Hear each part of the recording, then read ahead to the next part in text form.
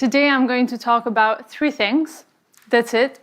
We will start with why it's so important to us to have a product that we can make freely available and broadly available to everyone.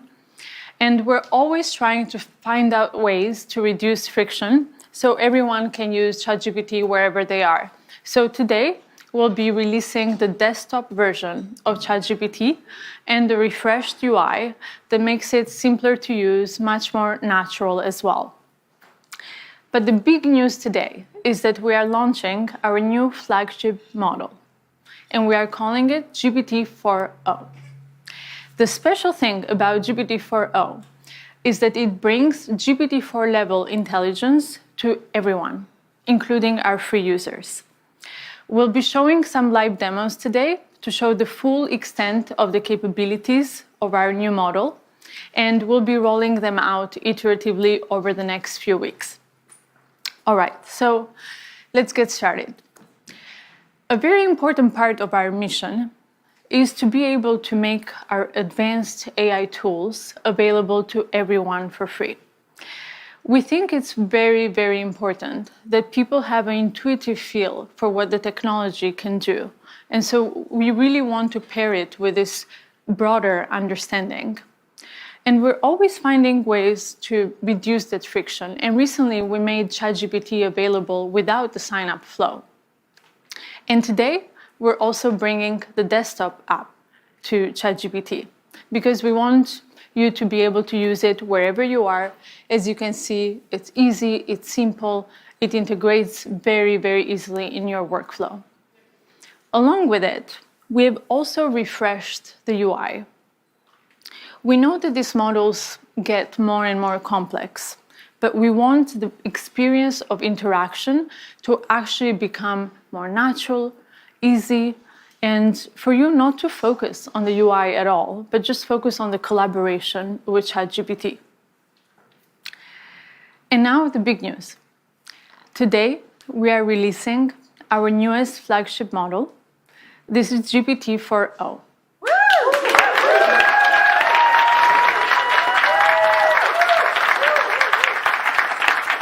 GPT-4o provides GPT-4 level intelligence, but it is much faster and it improves on its capabilities across text, vision, and audio. For the past couple of years, we've been very focused on improving the intelligence of these models, and they've gotten pretty good. But this is the first time that we are really making a huge step forward when it comes to the ease of use. And this is incredibly important because we're looking at the future of interaction between ourselves and the machines. And we think that GPT-4o is really shifting that paradigm into the future of collaboration, where this interaction becomes much more natural and far, far easier. But, making this happen is actually quite complex because when we interact with one another, there's a lot of stuff that we take for granted. The ease of our dialogue when we interrupt one another, the background noises, the multiple voices in a conversation, or, understanding the tone of voice. All of these things are actually quite complex for these models. And until now, with voice mode, we had 3 models that come together to deliver this experience. We have transcription, intelligence, and then text-to-speech. All comes together in orchestration to deliver voice mode. This also brings a lot of latency to the experience, and it really breaks that immersion in the collaboration with ChatGPT. But now, with GPT-4o, this all happens natively. GPT-4o reasons across voice, text, and vision. And with these incredible efficiencies, it also allows us to bring the GPT-4 class intelligence to our free users. This is something that we've been trying to do for many, many months, and we're very, very excited to finally bring GPT-4o to all of our users. Today, we have 100 million people, more than 100 million in fact, they use ChatGPT to create, work, learn. And we have these advanced tools that are only available to our paid users, at least until now. With the efficiencies of 4o, we can bring these tools to everyone. So starting today, you can use GPTs in the GPT store.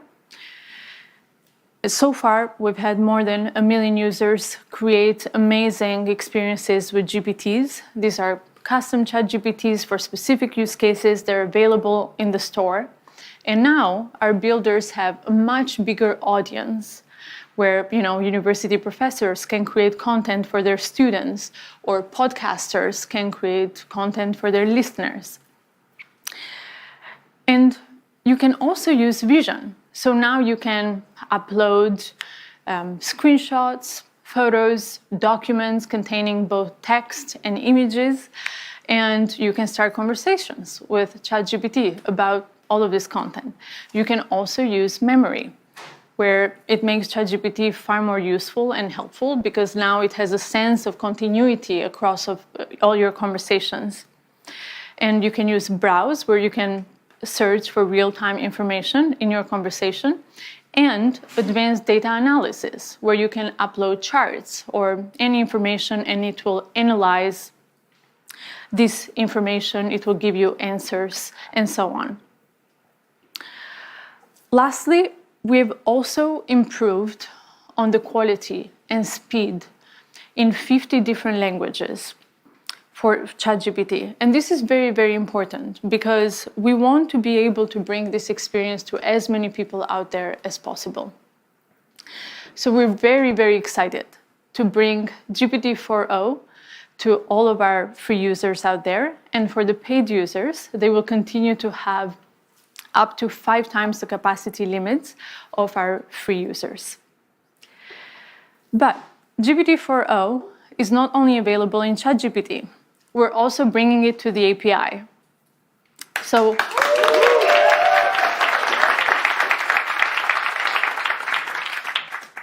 our developers can start building today with GPT-4o and making amazing AI applications, deploying them at scale.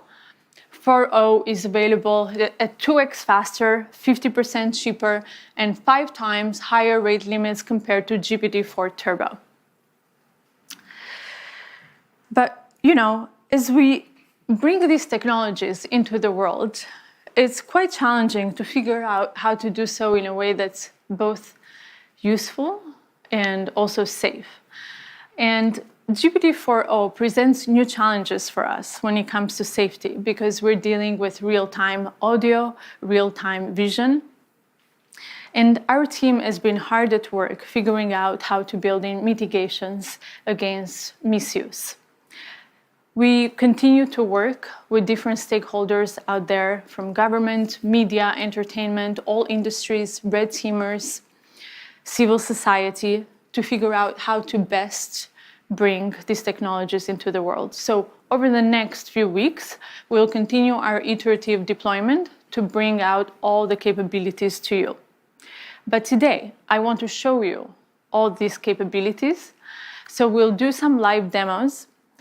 I will bring on 2 of our research leads, Mark Chen and Barrett Zov. Hi, I'm Barrett. Hey, I'm Mark. So one of the key capabilities we're really excited to share with you today is real-time conversational speech. Let's just get a demo fired up.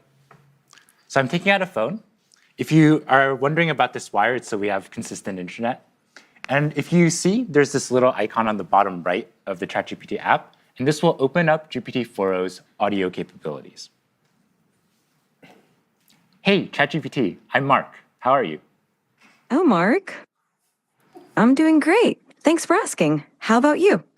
Hey, so I'm on stage right now. I'm doing a live demo, and frankly, I'm feeling a little bit nervous. Can you help me calm my nerves a little bit?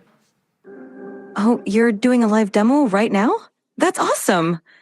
Just take a deep breath. And remember, you're the expert here. I like that suggestion. Let me try a couple deep breaths. Can you give me feedback on my breaths? Okay, here I go. Whoa, slow down a bit there. Mark, you're not a vacuum cleaner. Breathe in. For a count of 4. Okay, let me try again. So I'm going to breathe in deeply and then breathe And then out. for 4, and then exhale slowly. Okay, I'll try again. Breathing in and breathe out. That's it. How do you feel? I feel a lot better. Thank you so much. So, Mark, you've been working on these capabilities for a while now. Can you tell us a bit how it's different from voice mode? Right. So if you've used our voice mode experience before, you'll notice a couple key differences. First, you can now interrupt the model. You don't have to wait for it to finish your turn before you can start speaking, and you can just butt in whenever you want. Second, the model is real-time responsiveness. So that means that you don't have this awkward 2 to 3 second lag before you wait for the model to give a response. And finally, the model picks up on emotion, right? When I was breathing super hard there, it could tell, and it knew, hey, you might want to calm down a little bit. You're kind of running a little bit too fast. So, it really has that capability across the board to perceive your emotion. Not only that, though, the model is able to generate voice in a variety of different emotive styles. And it really has a wide dynamic range. So I'm going to fire up another demo for that. Yeah. Hey, ChatGPT, how are you doing? I'm doing fantastic. Thanks for asking. How about you? Pretty good. What's up? So my friend Barrett here, he's been having trouble sleeping lately. And I want you to tell him a bedtime story about robots and love. Oh, a bedtime story about robots and love? I got you covered. Gather round, Barrett. Once upon a time, in a world not too different from ours, there was a robot named Byte. Byte was a curious robot, always exploring. You started this story, but I want a little bit more emotion in your voice, a little bit more drama. Got it. Let's add some drama. Once upon a time, in a world not too different from ours, there was a robot named Byte. No, ChatGPT. I really want maximal emotion, like maximal expressiveness, much more than you were doing before. Understood. Let's amplify the drama. Once upon a time, in a world not too different from ours, there was a robot named Byte. Byte Actually, can was you do this in a robotic voice now? initiating dramatic robotic voice. Once upon a time, in a world not too different from ours, there was a robot named Byte. Byte was a curious robot, always exploring new circuits. I'm seeing Barrett here calm down a little bit. Can you end the story, but do it in a singing voice? And so Byte found another robot friend, and they lived circuitly ever after. Thank you so much. I definitely feel a lot more relaxed.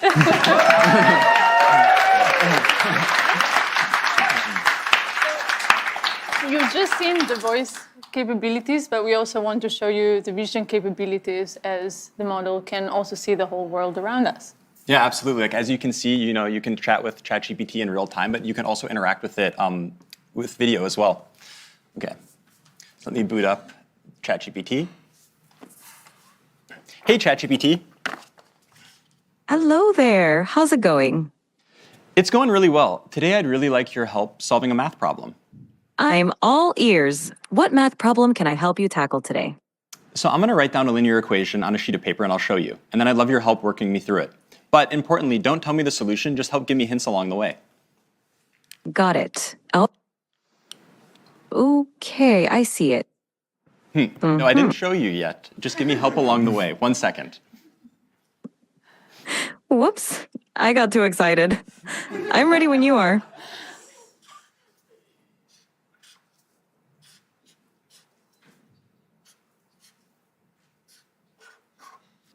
ChatGPT, what equation did I write down there? Ah, I see it now. You wrote down 3x plus 1 equals 4. Yep, Let's work- exactly. So what's the first step I should take to try to solve this? The first step is to get all the terms with x on one side and the constants on the other side. So what do you think we should do with that plus 1? Okay, I'm going to try to subtract 1 from both sides, and then I'll see what I get. Great idea. Perfect. Now, what do you get when you subtract 1 from both sides?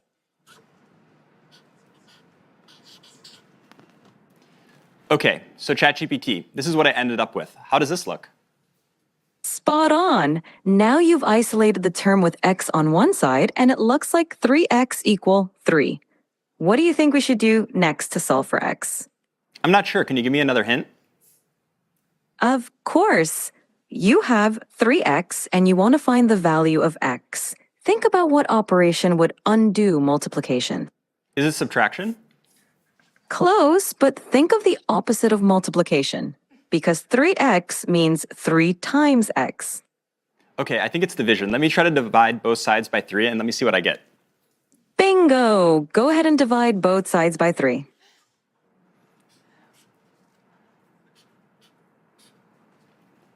Okay, so ChatGPT, this is what I ended up with. How does this look? It looks perfect. You've solved it, and x equals 1. Nicely done. How do you feel about solving linear equations now? Yeah, honestly, I'm not pretty confident I can solve linear equations, but why would you ever need to use this in the real world? I'm really skeptical.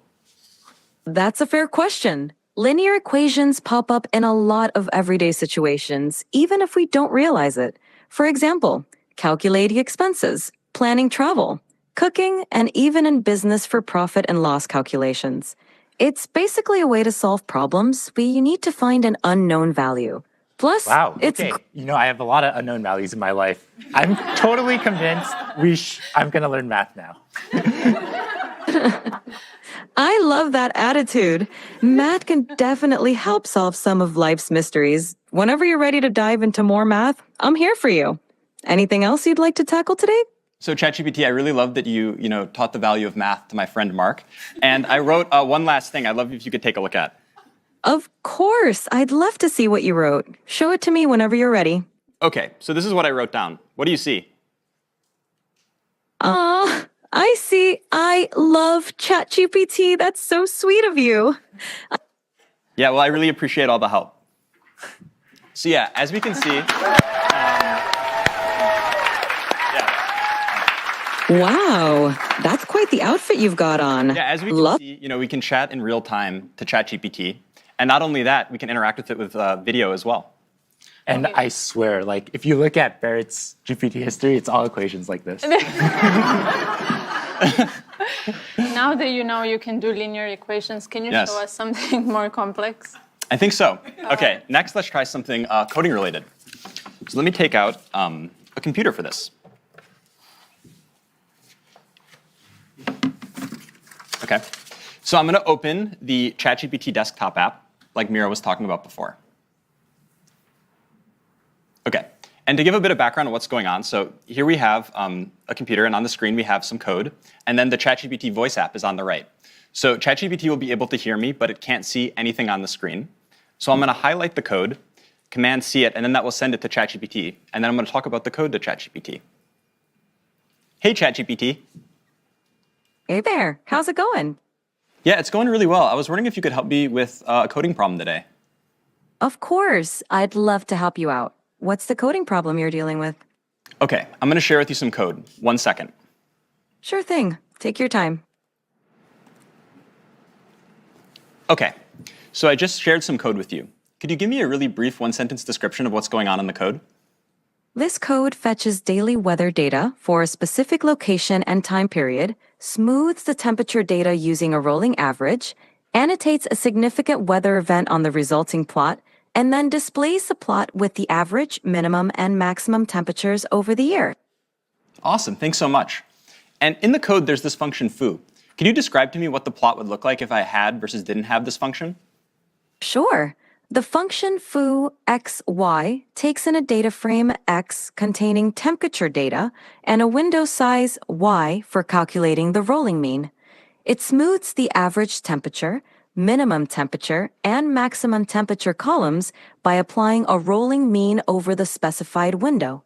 With the foo function, the plot would show smoother temperature lines because the rolling mean reduces the noise or fluctuations in the data. Awesome. This makes Thanks so much. So yeah, I definitely will want to apply this function.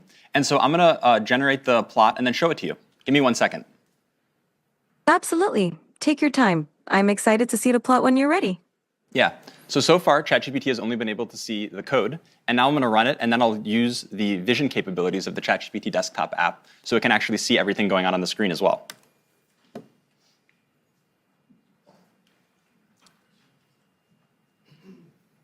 Okay, ChatGPT, I'm sharing with you the plot now. I'm wondering if you can give me a really brief one-sentence overview of what you see. The plot displays smoothed average, minimum, and maximum temperatures throughout 2018, with a notable annotation marking a big rainfall event in late September. Fantastic. I have another question for you. Which months do you see the hottest temperatures, and roughly what temperatures do those correspond to? The hottest temperatures occur around July and August. The maximum temperature during these months is roughly between 25 degrees and 30 degrees, 77 degrees Fahrenheit to 86 degrees Fahrenheit.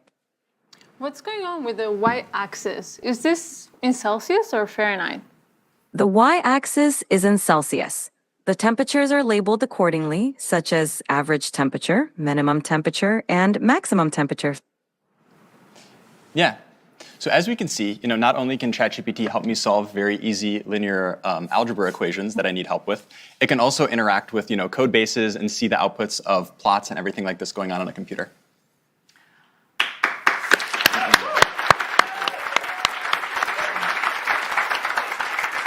So a few minutes ago, we asked the live audience on X to submit a few requests for what they would like us to try out here. So I will take a couple of prompts. Okay, Bot Gaskar wants to know if GPT-4o is capable of real-time translation. Mark, you want to try this one? Sure, yeah, it? let's do it. All right. Yeah. I speak Italian, so we can okay, just do cool. English-Italian. Let's try to do English-Italian. Sure, let's do it. Hey, ChatGPT, how are you? I'm doing fantastic. Thanks for asking. How about you? How's your day going? I'm doing great. So I would like you to function as a translator. I have a friend here who only speaks Italian, and I only speak English. And every time you hear English, I want you to translate it to Italian. And if you hear Italian, I want you to translate it back to English. Is that good? Perfetto. Mark, io mi chiedo se le balene potessero parlare, cosa ci direbbero? Mike, she wonders if whales could talk, what would they tell us? They might ask, how do we solve linear equations? Potrebbero chiederci come risolviamo le equazioni lineari. Sicuramente sì. Certainly, yes. Great, looks like it works.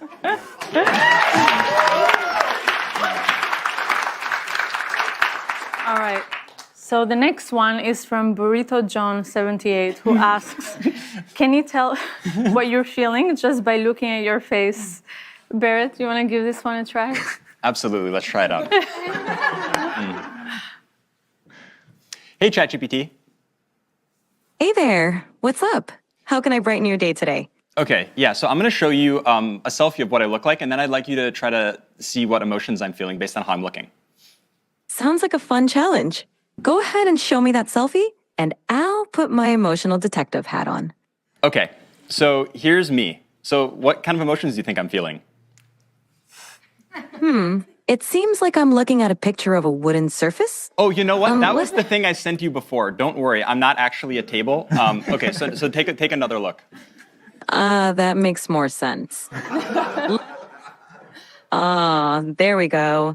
It looks like you're feeling pretty happy and cheerful, with a big smile and maybe even a touch of excitement. Whatever's going on, it seems like you're in a great mood. Care to share the source of those good vibes?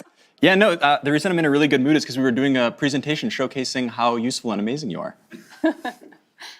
Oh, stop it. You're making me blush. Amazing. Well, that's it for today on live demos. As you can see, this just feels so magical, and that's wonderful. But we also want to remove some of the mysticism from the technology and bring it to you so you can try it for yourself. So over the next few weeks, we'll be rolling out these capabilities to everyone. Today has been very much focused on the free users and the new modalities and new products, but we also care a lot about the next frontier. So soon we'll be updating you on our progress towards the next big thing.